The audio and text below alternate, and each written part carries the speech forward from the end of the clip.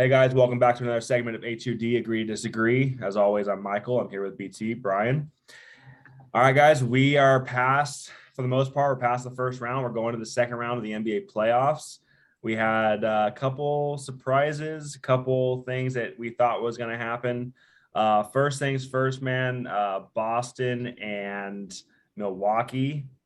Milwaukee, we happened how we thought. Boston, not so much.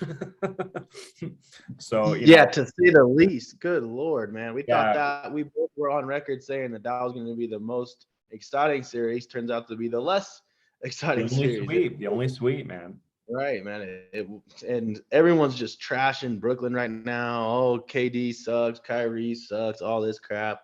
I'm not going there. I'm going to give credit where credit's due. And Boston Celtics, they were just that good, honestly. That they're a team that is coming together. They're well coached, and Jason Tatum, ladies and gentlemen, has arrived. He might be the best player in the world. He's up there. He entered that conversation, I feel, with the performance that he did. The way he stepped up and accepted that challenge defensively against Kevin Durant and honestly shut him down. And we'll see. I think we're gonna hear some stories. Kevin Durant didn't look like KD, except for game 4, he didn't look like KD at all. I think he might have been banged up, might be some injuries that we just haven't heard about because he didn't want to, let those be excuses. But either way, what we saw was Jason Tatum rise to the moment, and he shut that down. He took over.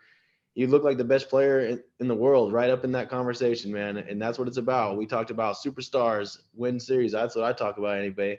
And I thought it was going to be KD and Kyrie. I thought we could trust them. Lo and behold, Jason Tatum, man, he stepped up big time, and they got the right guys around him, man. It's he leads the show, but Jaylen Brown, they tried to put Curry on him. That was bad news. Marcus Smart, he always makes an impact. So this team is for real, man. They're the 2 seed. They're going to be at home Sunday morning against Milwaukee. The champs are going to be without Chris Middleton. I think that's a huge, huge loss in this series because you need a guy like that against the perimeter guys they have in Boston. So Grayson Allen, he's obviously effective against Chicago, but against Boston, Jaylen Brown, Marcus Smart, Tatum, they got some legit wing guys. So I think not having Middleton could be a huge factor. I'm torn though, man. I'm really torn on this one. I'm still not quite sure which way I want to go. What do you think? Who you got? Man, we've been seeing Jason Tatum's praises. Like we think he's one of the best players under 25 that there is in the league. And Fuck overall, not even under 25 yeah. anymore. He's up So there now for so me. he just, people are starting to compare him to Kevin Durant, prime Kevin Durant. Well, he passed Kevin Durant. I mean, this series he's up there. As far as now going forward, he might be that next kind of player. But to be the best in the world, you're gonna have to go and beat Giannis now. If Jason Tatum shows up in this Milwaukee series and they go out and they beat the defending champions, we're going to talk about Jason Tatum and how he's fully arrived, because I've been talking about this kid for a couple of weeks now. Going into the playoffs, I thought he deserved a lot of MVP consideration. There is Jaylen Brown. They have the number one defense. All that kind of stuff. But Jason Tatum is the head rower, dude. He's the one that leads that team. And you brought up Chris Middleton. That is still a really big loss, and they're not going to have him this entire series. It's not going to be where he comes back game 6, game 7. He's not going to be there. That could be a huge loss. The point guards, you got, Drew Holiday and Marcus Smart, both defensive savants that can add to the offensive end. So I kind of cancel that out. So what's going to come down this series is going to be Giannis against Jason Tatum. They're two completely different players. Jason Tatum can do, inside, outside. Giannis is just a force, man.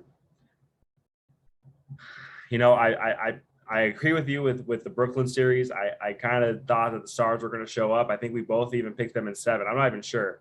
But at this point, watching the Celtics, what they just did, they dominated a team that was a finals favorite back in September.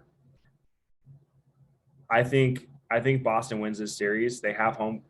Do they have home court? They have home court, right? Yeah. They have home court. I think Boston actually has the advantage. Middleton will be the difference, not having Middleton, and Jason Tatum will be able to match point for point Giannis, and I think that Boston wins this series. I'm going to say this one goes 7, and Boston is going to win it in 7. It's going to be a hell of a series. It's going to be a bloodbath of a series. This one is going to be the series we thought was going to be Celtics and Brooklyn.